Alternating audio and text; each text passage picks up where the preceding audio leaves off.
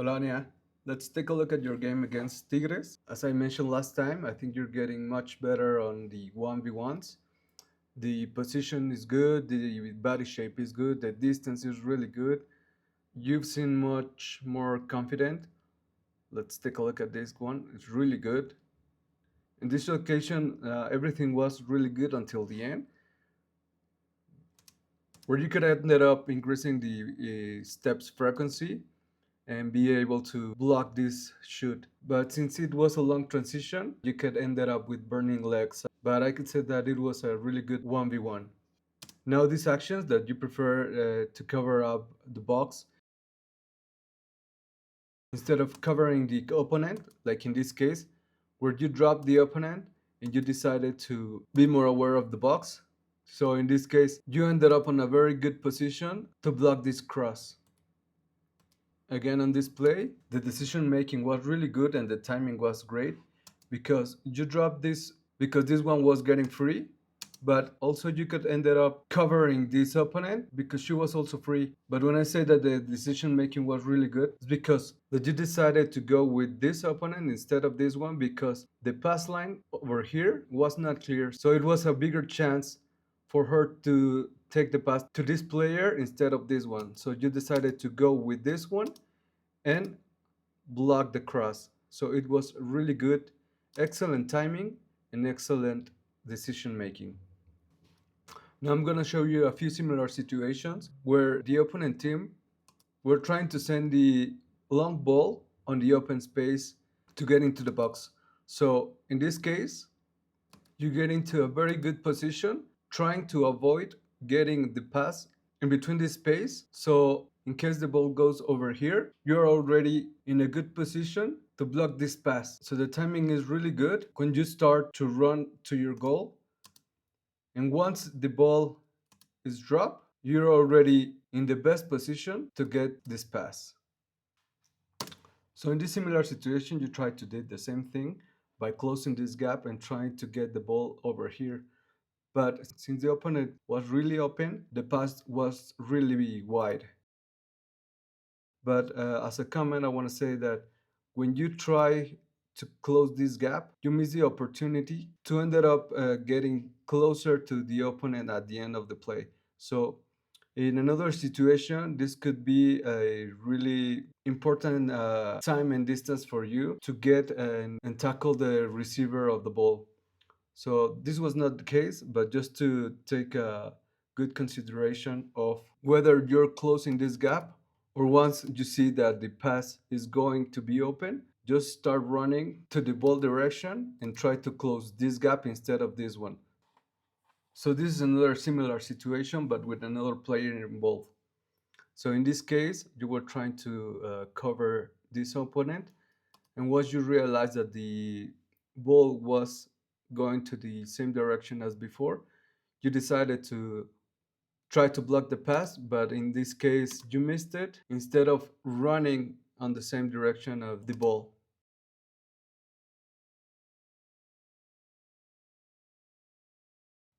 And now I'm going to show you a few examples of what should be done. Let's focus on this player. As you see, well, now it's not making the very good body shape and not making a very good decision by running this way. But once he got serious, he started to run on the same direction as the ball. So it doesn't matter that the pass is wide because it's more dangerous if we could have a pass over you and going to your back with the opponent running to the goal with all of the advantage. So it doesn't matter that the pass goes wide because that gives you the advantage to get to the player and try to tackle her. Another example, let's take a look at this player. It's not a similar situation, but what I want you to see is that it's better for you to let the pass and the ball run and just trying to get there at the end. So let's see, in this moment, he could be able to jump and try to make the tackle over here. But his reading of the play sees that this player is going to run deep and probably the pass is going to go to this open space. So he decided to make this body shape and start running to the open space. Now he lets the ball run and get it at the end of the play. Now, for this situation, I haven't found a clear example of how to defend it, but I wanted to show you what happened over here. This kind of action, we call it like, if I come, it's because I'm going to go. So in this case, she made the jump to her teammate just to take you off your position, but in reality they know that the pass is going to go deep. So now that she realizes that you are off of your position, she's going to run deep and the pass is going to go over there.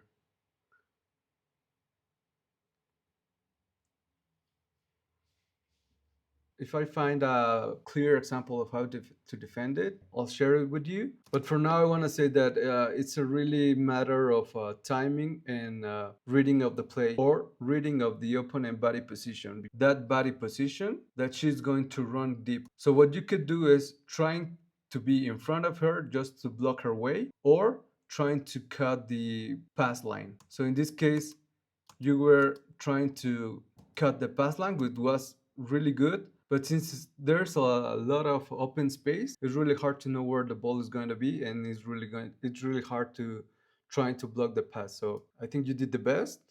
But probably if you study your opponents, you are going to know better what kind of movements they're going to do. Probably what we could do as an extra thing, maybe for the playoffs, we could try to study and we can try to analyze the opponent. So you probably get a general opponent analysis, but what we can do is try to analyze a few key players that you're going to play against. So maybe we can try to analyze previous game, who played, and maybe what kind of movements they try to do between the midfielders and the strikers, or the wingers and the strikers. So you already know and you're prepared of what you're going to play against with and what kind of movements you are expecting that they are going to do, and you already know what going to do on these kind of situations.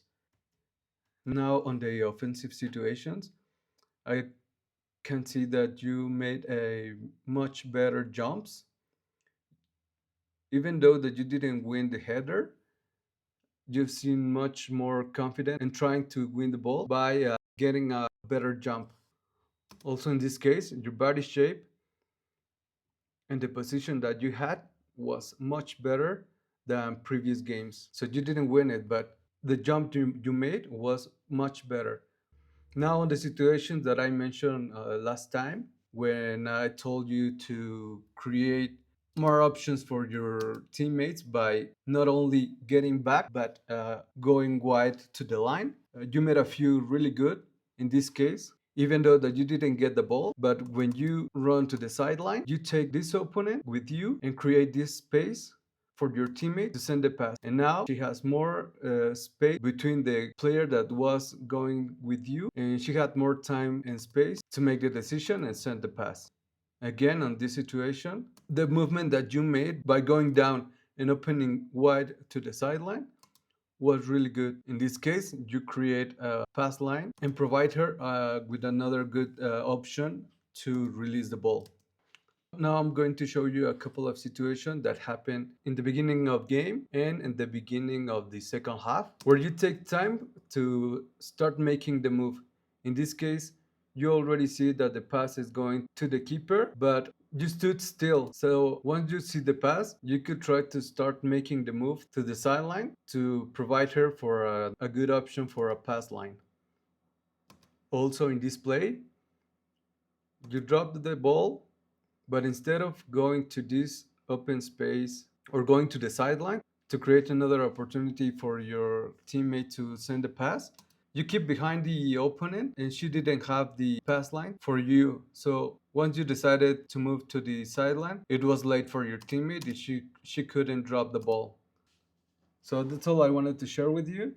Hope this helped you, and let me know if you have any comment. Take care.